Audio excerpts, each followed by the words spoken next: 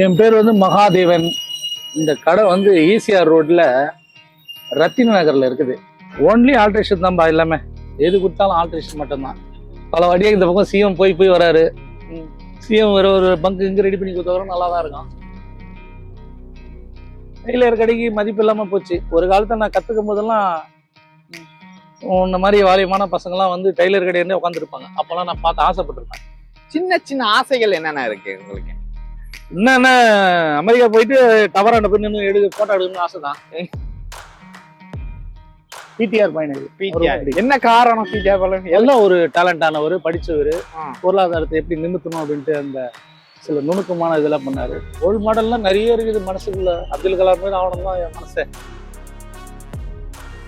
அது படிக்காதவன் சொன்னாதான் படிப்பு எவ்வளவு முக்கியம்னு தெரியும். படிச்சவனுக்கு அது சார் தெரியாது. ஓகே, ஒரு படிக்காத ஆளுகிட்ட போயிட்டு படிப்பு முக்கியமானு கேட்டு பாருங்க, பயங்கரமா சொல்லுவான். ஃபேஷன் டெக்னாலஜி, ஆமா, அவங்க கூட வந்து என்கிட்ட இது பண்ணிட்டு போவோம். கண்டிப்பா உழைக்கணும். முன்னேறணும்னா அதிகமா போய் சொல்லணும். அதிகமா போய் சொல்லணும், முன்னேறிடலாம் சீக்கிரம். உழைக்கிறவன் அப்படியே தான் இருக்கும். பைபிள் வசனத்தை கொஞ்சம் படிப்பேன். பைபிள் கொஞ்சம் என்கரேஜா இருக்கும். டிஎம்கேல வந்து பாத்தீங்கன்னா ஸ்கூல்ல நல்ல தரத்தை உயர்த்தான். என் பொண்ணுலாம் அங்கெல்லாம் நல்லா படிச்சு மார்க் எடுத்த காரணமே கவர்மெண்ட் ஸ்கூல், கவர்மெண்ட் ஸ்கூல். ஆமா, ரொம்ப நானும் அதில் தான் படித்தேன். 8வது வரைக்கும் தான் இருந்தது. அப்புறம் 10வது 12வது மாற்றி நல்ல காலை உணவு திட்டம் அது இதுன்னு போட்டு பசங்களை என்கரேஜ் பண்ணி நல்லா படிக்க வச்சாங்க. அதெல்லாம் சும்மா சொல்லக்கூடாது.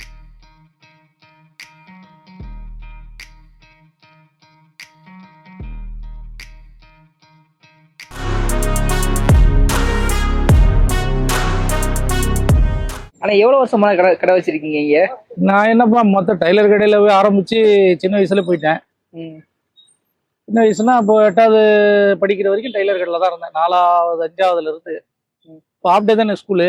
ஆமா, ஆப்டே ஸ்கூல்ல ஆப்டே டைலர் கடை. அப்படியே கடை வச்சுட்டு இங்க வந்துட்டேன்.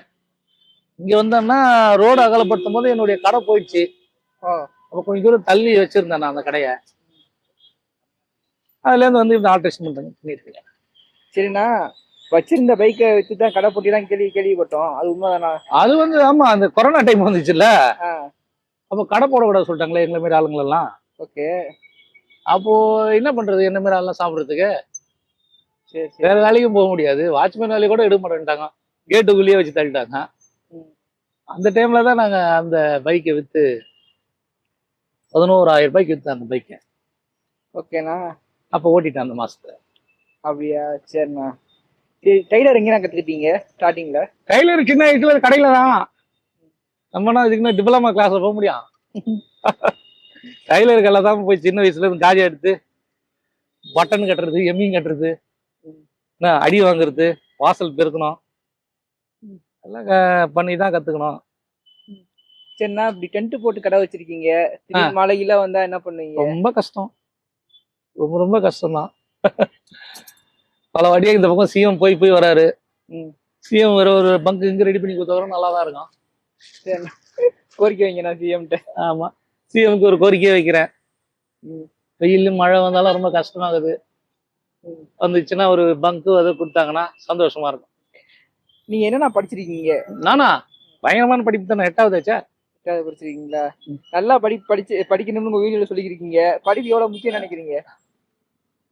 அது படிக்காதவன் சொன்னாதான் படிப்பு எவ்வளவு முக்கியம்னு தெரியும். படிச்சவனுக்கு அது சார் தெரியாது. ஓகே, ஒரு படிக்காத ஆளுகிட்ட போயிட்டு படிப்பு முக்கியமானு கேட்டு பாருங்க, பயங்கரமா சொல்லுவான். ஒரு அம்மா அப்பா இல்லாதவங்க கிட்ட போய் அம்மா அப்பா எவ்வளவு முக்கியம்னு கேட்டு பாருங்க, அப்பதான் அவன் சொல்லுவான். சரியா? அதே போல படிக்காதவங்க கிட்ட போய் தான் படிப்பு எவ்வளவு முக்கியம்னு கேட்டு பாருங்க, அழகேன்னு சொல்லுவான். ஐயோ நான் விட்டுட்டேன், வயசு போயிடுச்சே. ஏன்னா அந்த வயசுல படிச்சாதானே கரெக்டான வேலை கிடைக்கும். சொல்லுப்பா. சரிண்ணா, ரெகுலர் கஸ்டமர் இங்க வருவாங்களா? என்ன மாதிரி ஆல்ட்ரேஷன் நிறைய உங்களுக்கு வரும்? ஜீன்ஸ் பேண்ட் வரும், எல்லாம் ஆல்ட்ரேஷன் பண்ணுவேன்பா. இந்த பரதநாட்டியம் ட்ரெஸ் இந்த கோட் மட்டும் பண்ண முடியாது. ஓகே ஓகே, இந்த கோட் போடுறாங்கல்ல, அதுக்குள்ள ஒரு லைனிங் கொடுத்துருப்பான், அது மட்டும் பண்ண முடியாது. மற்றபடி எது ஆல்ட்ரேஷன் பண்ண முடியுதோ கண்டிப்பா பண்ணிடுவேன். அது சின்னதா கிழிஞ்சு இருந்தாலும் சரி, இல்ல புதுசா இந்த மாதிரி ஜீன்ஸ் பேண்ட் வந்தாலும் சரி பண்ணி கொடுத்துருவோம்பா. காலேஜ் பசங்க அதிகமா வருவாங்களா இல்ல பெரியவங்க அதிகமா வருவாங்களா? நிறைய பேர் வருவாங்கப்பா. இந்த இவங்க இருக்காங்கல்ல, யாரு? ஃபேஷன் டெக்னாலஜி, ஆமா. அவங்க கூட வந்து எங்கிட்ட இது பண்ணிட்டு போவாங்க. முடிஞ்சது பிறகு உங்களுக்கு நீங்களே தச்சுப்பீரா இல்ல வெளியே வாங்குறீங்களா நீங்க சட்டை? என்னக்கா அளவு எடுத்து தைக்கிறதுக்கு கஷ்டம் தான். ஆல்ட்ரேஷன் மட்டும் பண்ணி ரெடிமேட். இந்த தையல் கடை வச்சு உங்களுக்கு மறக்க முடியாத அனுபவம்னா என்ன சொல்லுவீங்க நீங்க?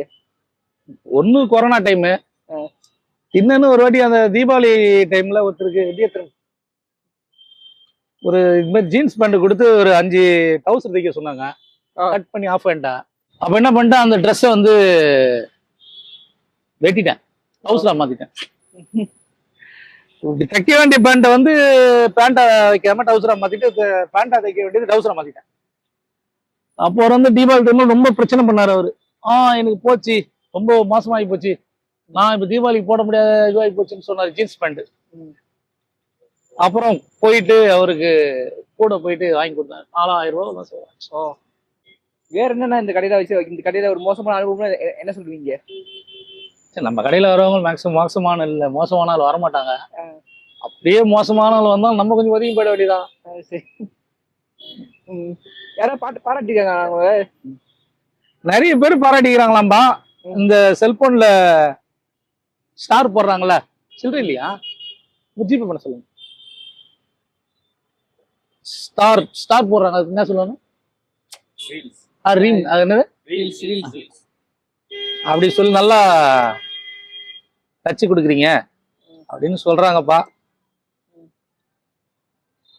வேற என்னப்பா சொல்லுப்பா. சரி, நான் நிறைய தையல் கடையில வந்து ரேடியோ வச்சிருப்பாங்க, இல்ல டிவி வச்சிருப்பாங்க. உங்களுக்கு டைம் பாஸ் எனக்கு டைம் பாஸ் என் ஃப்ரெண்டுங்க வருவாங்க எல்லாருமே. ஓகே. இது பாரு, இவர் ஃப்ரெண்டு, இவர் ஃப்ரெண்டு, அவர் ஃப்ரெண்டு, எங்க இது ஒரு குமார் சார் ஒருத்தர் வாங்கி தரல, அதுவே எனக்கு டைம் பாஸ் ஆகிடும். அதுவே டைம் பாஸ் ஆகிடும். அப்படி இல்லைன்னா அந்த செல்போன் மேக்சிமம் பார்க்க மாட்டேன் நான். வேற மாதிரி இது இல்லை, ரோட பார்த்தாலே டைம் பாஸ் ஆகிடுது இல்லை. சாப்பாடு அப்படின்னா கட்டி கொண்டு வந்து கடையில போய் சாப்பிடுவீங்களா? இல்லப்பா, வீட்டுல இருந்து எடுத்துன்னு வருவாங்கப்பா. வீட்டுல இருந்து எடுத்துட்டு வருவாங்களா? ஆமா, வீட்டுல இருந்து எடுத்து வந்து கொடுப்பாங்க, வச்சு டேபிள் மேலேயே டைனிங் டேபிள் போட்டு சாப்பிட்டு. கண்டிங்களா, இதான் என்னுடைய டைனிங் டேபிள், இதான் என்னுடைய தொழிலும்.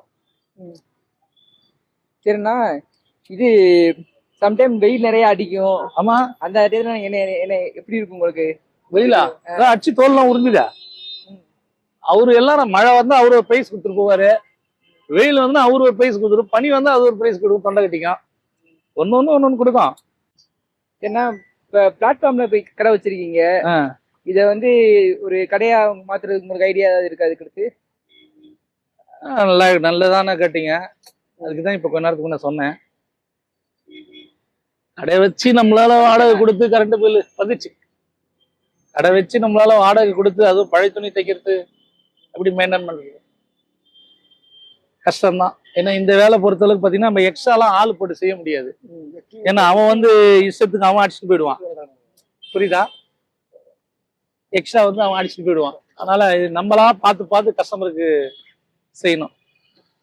சரிண்ணா, இவ்வளவு கஷ்டப்பட்டு உழைக்கிறீங்களே, என்னைக்காவது தோணி இருக்கா நமக்கு வந்து புதுசா கடை வைக்கணும், இது பண்ணணும், அந்த மாதிரி ஒரு சின்ன மனசுல ஏதாவது இருந்திருக்கா உங்களுக்கு? இல்ல, அதெல்லாம் தோணும் தான். ஆனா இப்ப இருக்க சிச்சுவேஷன் பாத்தீங்கன்னா டெய்லர் கடைக்கு மதிப்பு இல்லாம போச்சு. ஒரு காலத்துல நான் கத்துக்கும் போதெல்லாம் உன்ன மாதிரி வாலியமான பசங்க எல்லாம் வந்து டெய்லர் கடையில உட்காந்துருப்பாங்க. அப்பெல்லாம் நான் பார்த்து ஆசைப்பட்டிருப்பேன். நைட் எல்லாம் உட்காந்து இருப்பாங்க, ட்ரெஸ் தைச்சாச்சா தீபாவளிக்கு, உங்களுக்கு ட்ரெஸ் தைச்சாச்சான்னு உட்காந்து இருப்பானுங்க. இப்ப எங்க உங்களை வந்து பாருங்க, டிஷர்ட் ஜீன்ஸு அவரு தான் தைச்சு போட்டுருப்பாருங்க. அதுவும் சட்டை ரெடிமேட் போகுது, ரெடிமேட் தானே, தைச்சது தானே. இது போல இந்த யூனிஃபார்ம் மட்டும்தான், அதை விட அந்த போலீஸ்காரர் தான் இப்ப தைக்கிறாங்க. ஸ்கூல் யூனிஃபார்மா ஸ்கூல்ல கான்ட்ராக்ட் எடுத்துது எல்லாமே. இங்க எடுத்து பாருங்க, எத்தனை பேர் தச்சுக்கிறாங்க, எத்தனை பேர் ஜீன்ஸ் பேண்ட் போட்டுக்கிறாங்க பாருங்க. எல்லாம் டிஷர்ட் ஜீன்ஸ் பேண்ட் பாருங்க, தோவத்துரு நீங்க.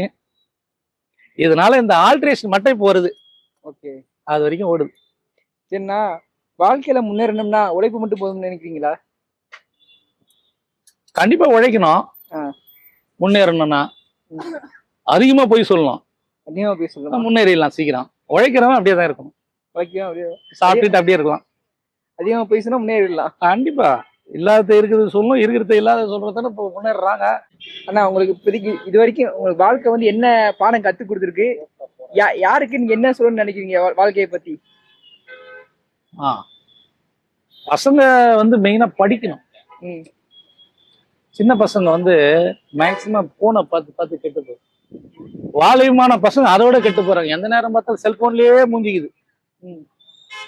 அட்லீஸ்ட் பேப்பராச்சும் எடுத்து ஒரு மணி நேரத்தை வாசிச்சாங்கன்னா உண்மையிலேயே ரொம்ப நல்லது. எனக்கு தெரிஞ்சு உண்மையான நியூஸ் எது பொய்யான நியூஸ் எது கண்டுபிடிக்க முடியும். அதை பண்ணாம செல்போன்லயே பார்த்து இப்ப என்னது ஏஐ கிராபிக்ஸ்னு ஒண்ணு வந்துக்குதாம. ஆமா. இல்லாதவங்களை இருக்கிற வைக்கதான், இருக்கிறவங்களை இல்லாத மாத்திட்டாம, மூஞ்சியே மாத்திட்டாம. அதை பார்த்து பார்த்து பண்ணாம கொடுங்க. பேப்பரை கொஞ்சம் பாருங்க, நியூஸ் வச்சு பார்க்கணும். கண்டிப்பா கொஞ்சம் நாட்டு நடப்பு தெரியும். எவ்வளவு வருஷமா இந்த ஷாப் போட்டு இருக்கீங்க? இந்த ஷாப்னா கிட்டத்தட்ட நான் ஒரு 20 வருஷம் 25 வருஷம் வந்துருக்கு. 26 வருஷம் 25 வருஷமா என்ன ஷாப் இது பண்ணிருக்கீங்க. எப்ப மாதிரி தோணி இருக்கா நம்ம வந்து ஒரு பிளாட்பாரத்துல நம்ம ஷாப் போட்டு இருக்கோமே, நம்ம வாழ்க்கையோட அடுத்த ஸ்டெப் நம்ம போகணுமே, எப்ப மாதிரி ஒரு மோட்டிவேஷனா ஏதாவது ஒண்ணு பண்ணிருக்கலாம். கடை வைக்கும் போது கடை வச்சிருந்தோம் நம்ம இந்த மாதிரி பிளாட்ஃபார்ம்ல வந்து வச்சுமே அப்படின்னு ஆரம்பத்துல அந்த எண்ணம் வந்துச்சு. அசிங்கமா தானே இருக்கும் திடீர்னு அது மாதிரி அந்த சார் எடுத்துங்க சார் அப்படின்னு நினைச்சேன் ஆரம்பத்துல. அது போக போக பழகிடுச்சு. ஆனா கடை வைக்கணும்ன்ற இனி அந்த ஏம் வந்து இப்ப எனக்கு வரல. இப்பவும் வரலன்னா இப்போ அட்வான்ஸ் கொடுத்து அது கரண்ட் பில்லு கட்டி மாசம் மாசம் வாடகை கட்டணும். அந்த அளவுக்கு நம்மளுக்கு வருமானம் நம்ம சொல்ல முடியாதுல்ல. மாதிரி ஃப்ரெண்ட்ஸ்குள்ள இந்த ஷாப் வைக்காதப்பா வேற ஏதாவது பண்ணி ஃப்ரெண்ட்ஸ் யாராவது பேசியிருக்காங்களா? கஸ்டமரே நிறைய பேர் சொல்லியிருக்காங்க, கடை மாதிரி என்ன வச்சு தட்டுமா உங்களுக்கு கஸ்டமரே சொல்லியிருக்கிறாங்க. சரி சொல்லியிருக்கிறாங்க. நான் வந்து அதை வேணாம்ப்பா இப்போதைக்கு கடை வச்சுட்டாலும் அதுக்கு கரெக்டா வருமானம் வந்துச்சுன்னா பரவாயில்ல. உங்கள்கிட்ட கான்டாக்ட்ஸ் இருக்குல்ல, ஏன் ஷாப் வைக்க? இந்த இடம் வந்து ஒரு ட்ரேட்மார்க் மாதிரி இது ஆயிடுச்சு. இவ்வளவு நாளா இருந்து இந்த இடத்துல போனா ஒரு கடை இருக்குது, கடை கண்டிப்பா இருக்கும் அப்படின்னு சொல்லிட்டு இருந்துச்சு. அதனால அதை பத்தி நான் நினைக்கிறதுல என்ன அடுத்தது யோசிக்கிறதுக்கு டைமும் இல்லை. அவ்வளவு வேலை இருக்கு. இல்ல அடுத்த ஸ்டெப் நம்ம யோசிச்சு போய் ஓகே ஆயிடுச்சுன்னா பரவாயில்ல. டவுன் ஆயிடுச்சுன்னா ஏன் டவுன் ஆகும் நீங்க திங்க் பண்றீங்க? என்ன காரணத்தினால டவுன் ஆகும்னு நினைக்கிறீங்க? என்ன பண்றது, இப்ப ஆட்சியை டக்கு டக்குன்னு மாறி போதா. இது ஜெயிக்கணும்னு நினைச்சா தோத்துறாங்க, தோத்து ஜெயிச்சிடுறாங்களா. அது மாதிரி நம்ம திங்க் பண்ண கூடாதா? அரசியல் வேற, உங்களோட வாழ்வியல் வேறல்ல. எல்லாமே இங்க நம்ம கிட்ட இருந்தா போகுது. சரிண்ணே. சரி, அந்த பெட்டி இருக்குல்லண்ணே. ஆமாப்பா, அந்த பெட்டி வந்து சென்டிமெண்ட் பெட்டியா இல்ல எப்படிண்ணே?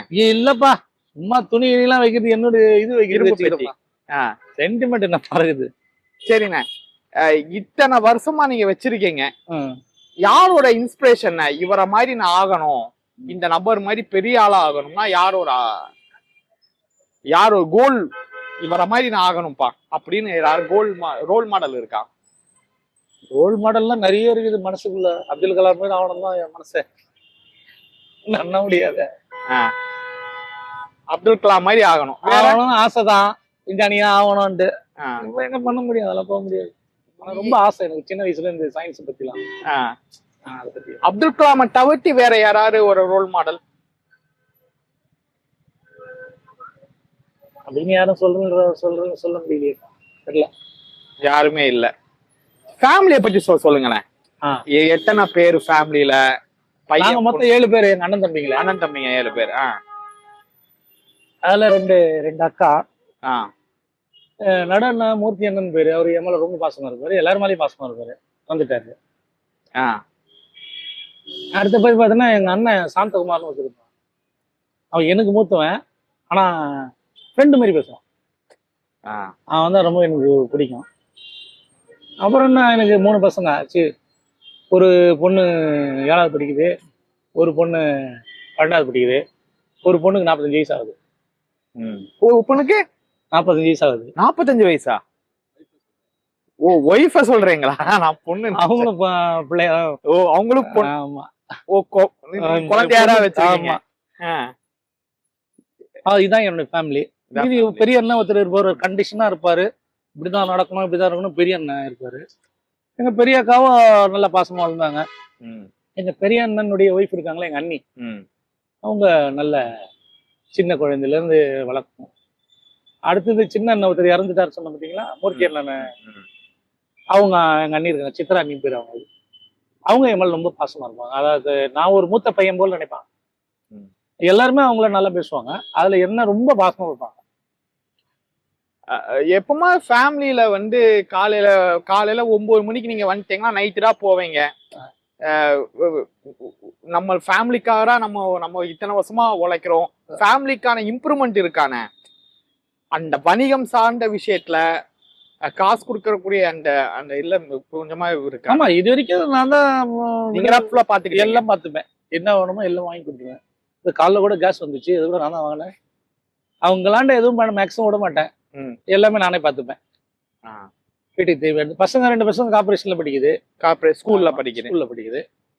அதுக்கு ஓரளவுக்கு பரவாயில்ல, ஸ்கூல்ல அப்படி ஓடிடுது. கடை அரிசி வாங்கிப்போம், ரேஷன் அரிசி வாங்கி ரொட்டேஷன் பண்ணிப்போம். ஆமா, ஒரு மாசத்துக்கு உங்களை மாதிரியான ஒரு நபருக்கு எவ்வளவு ஆகுதுண்ணே? ஒரு ஃபேமிலியோட இன்கம் எவ்வளவு ஆகுது? இது வரைக்கும் நான் அது மாதிரி எழுதி வைக்கலப்பா. அது எவ்வளவு வருமானம் வருதோ அந்த வருமானத்துக்குள்ளேயே நடத்திப்பேன். எக்ஸ்ட்ரா வாங்கணும், 2 வாரம் தொடர்ந்து நாட்டுக்கு வந்து சிக்கன் எடுக்கணும், மீன் எடுக்கணும் அப்படி இல்லாம நம்மளுக்கு வருமானத்துக்கு தகுந்த மாதிரி அந்த வாரத்துக்கு வருமானம் தகுந்த மீதி எல்லாம் எடுத்து வச்சுக்க வேண்டியதுதான். எவ்வளவு சேவிங்ஸ் இருக்கும் அண்ணனுக்கு? என்ன சேவிங்னா இது வரைக்கும் எது இல்லை. இப்பதான் வீடை கொஞ்சம் ஆல்ட்ரேஷன். ஓன் ஹவுஸ் தான் இது. ஆமா, ஓன் ஹவுஸ் தான். ஓன் ஹவுஸ்னா அது 4 கிரவுண்டு, 7 பேருக்கு பாகம். அதுல எனக்கு ஒரு சின்ன வீடு கொடுத்துக்கிறாங்க. 4 கிரவுண்ட்ல 7 பேருன்னா பாத்துங்க, அப்ப எவ்வளவு பெரிய வீடு இருக்குன்னு. இப்ப உள்ள இந்த காலத்துல வந்து ஸ்டூடெண்ட்ஸ் எப்படி இருக்காங்க? ஏகப்பட்ட பேர் ஜீன்ஸ் பேண்டா வாங்க வருவாங்க. இப்பவும் வந்து ஒரு சில பேண்ட் லைட்டா கிழிஞ்சாலே வேண்டாம்ப்பா சொல்லி தூர போறக்கூடிய காலகட்டங்களா இப்ப மாறி இருக்கு. முன்னாடி உள்ள காலகட்டங்கள் எப்படின்னா தீபாவளிக்கு பொங்கலுக்கு மட்டும் ட்ரெஸ் எடுப்போம். இப்ப அப்படி இல்லை, வாரம் போய் பர்ச்சேஸ் பண்ண ட்ரெஸ் எடுக்கிறது. இப்போ இருக்கக்கூடிய மனநிலை, மக்களுடைய மனநிலை என்னவா இருக்கு? ஸ்டூடெண்ட்ஸோட மனநிலை என்னவா இருக்கு? ஸ்டூடெண்ட் பார்த்தாங்கன்னா புதுசு எடுத்து வந்தா அவங்க ஆல்டர் பண்ணி போடுவாங்க அவங்களுக்கு தகுந்த மாதிரி. மேல லூஸா இருக்கும், கீழே டைட்டா இருக்கும். இப்போ வந்து ஒரே மாதிரி வந்துச்சு. பழகாலத்து அலிபா பண்ண போட்ட மாதிரி ஃபுல்லா வந்துடுச்சு. கிழிஞ்சுதான் தைப்பாங்க. வந்து பயங்கரமா கிழிஞ்சதெல்லாம் ஜீன்ஸ் எல்லாம் இருக்கும். அது கீழே எல்லாம் பேட்ச் போட்டு போடுறாங்க. யார் அதிகமா உங்க ஷாப்புக்கு வராது? ஈக்குவலா தான் வர்றாங்க எல்லாருமே. யார் இந்த நபர் கூடுதலா வராங்களா? எந்த நபர்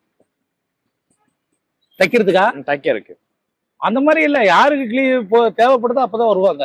இவங்க தான் கண்டினியூஸா வரணும் கிடையாது. எல்லாரும் என் கடைக்கு ஒரு வாட்டி வந்துட்டாங்க, மேக்ஸிமம் வருவாங்க. ஒரு பையன் கூட வெளிநாடு போயிருக்கான். அவன் கிட்டத்தட்ட ஒரு 3 வருஷம் 4 வருஷம் கழிச்சு அவன் எல்லாத்தையும் சேர்த்து வச்சு மொத்தமா வந்து என்கிட்ட தான் கொடுப்பான். ஓ, ஃபாரின்ல இருந்து வருது. அங்க வந்துட்டு இங்க வந்து எல்லாத்தையும் ஆல்டர் கிட்ட எல்லாம் பண்ணி எடுத்து போயிடுவாங்க. அதுனாப்பா துண்டு கூட ஓர சேர்த்து போறாங்கப்பா. சரி, இந்த மிஷின் என்னன்னா ஓல்டா இருக்கு. இப்பம்னா லேசா சுவிட்ச் போட்டா அதுவே. ஆமாமா, இந்த மிஷின் பழைய மிஷின் தான். என் குருநாதர் கொடுத்தாரு. யாரு குருநாதர்? எனக்கு கத்து கொடுத்தவரு. பேர் என்ன சொல்லி? ஒரு பேர் தனிகாசலம். உங்களுக்கு கத்து கொடுத்தாரு. அவருக்கு உங்களுக்கு கொடுத்தாரு. புதுசா வாங்கல, பழசுதான். அப்படியே கண்டினியூஸா பழம் இருக்குது. உங்களுடைய ஸ்கூல் டேஸ்ல, காலேஜ் டேஸ்ல எப்பமாரு ஒரு ஃபீலிங் இருக்குமே, ஐயோ நம்ம படிச்சிருக்கணும். 4 பேர் எத்தனையோ ரோட்ல போகும்போது பார்த்துருப்பீங்க. கார்ல போவாங்க, பைக்ல போவாங்க. லைட்டா ஒரு கில்ட்டினஸ் இருக்கும்ல, சார் நம்ம லைஃப் இப்படி ஆகி போச்சேன்னு எப்பமா தோணி இருக்கா? இல்லாட்டி காலேஜ் எல்லாம் போல, ஸ்கூலோட இல்ல காலேஜ் பசங்க. ஆமா, இங்க வந்து இறக்குவாங்களே டெய்லியா பசங்களை பார்க்கும்போது ஆசையா தான் இருக்கும். நம்மள படிச்சிருந்தா காலேஜ் போயிருக்கலாம், வேலைக்கு போயிருக்கலாம், கார்ல போயிருக்கலாம், நல்ல வேலை கிடைச்சிருக்கோம். முடிஞ்சு போச்சு. அது வந்து இனிமேல் அதை பேஸ் பண்ணி இதுல இருந்து நம்ம முன்னேறதுக்கு பார்க்கணும். அதான். ஆமா, பெஸ்ட் மோட்டிவேஷன். நான் எப்போ மூட் அவுட் ஆனாலும் இதை நான் கேட்பேன், இதை அவங்கள நான் மீட் பண்ணுவேன்னா யாரை மீட் பண்ணுவீங்க? பைபிள் வசனத்தை கொஞ்சம் படிப்பேன். பைபிள் கொஞ்சம் என்கரேஜா இருக்கும். வசனங்களை கொஞ்சம் தேவையானதெல்லாம் படிச்சு அதுதான் எனக்கு கொஞ்சம் பூஸ்ட் கொடுக்குற மாதிரி இருக்கும். அதுக்காக பைபிளே வச்சிருக்கேன். தேவையான எடுத்து படிப்பேன். எவ்வளவு மன சோர்வா இருந்தாலும் அதை படிச்சு நம்ம என்கரேஜ் ஆகும். அவன் பசங்களை என்னவா ஆக்க போறீங்க? ஒரு ஆசை இருக்கு எனக்கு, என் பசங்களை வந்து இந்த மாதிரி ஆக்க போறேன்னு ஆசை இருக்கு. இந்த பசங்களை என்னுடைய இதுவுக்கு நான் இழுக்கல. பசங்க வந்து பெரிய பொண்ணு வந்து கம்ப்யூட்டர் சயின்ஸ் எதாவது படிக்க போறேன்னு சொல்லி பெரிய பொண்ணு 12வது குரூப் எடுத்திருக்குது.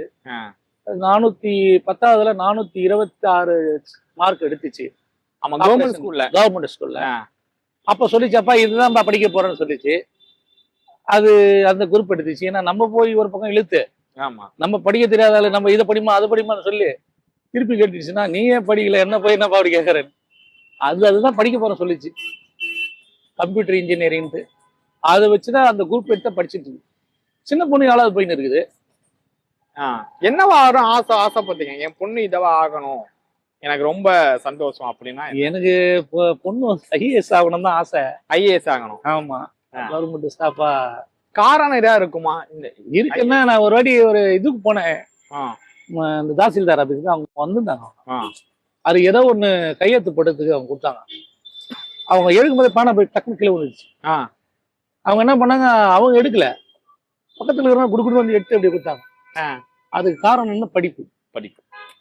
அப்போ அந்த அந்த கெத்து அங்க இருக்குது இல்ல, அது படிக்கணும்னு சொன்னா. ஆனா பொண்ணு இது போயிடுச்சு.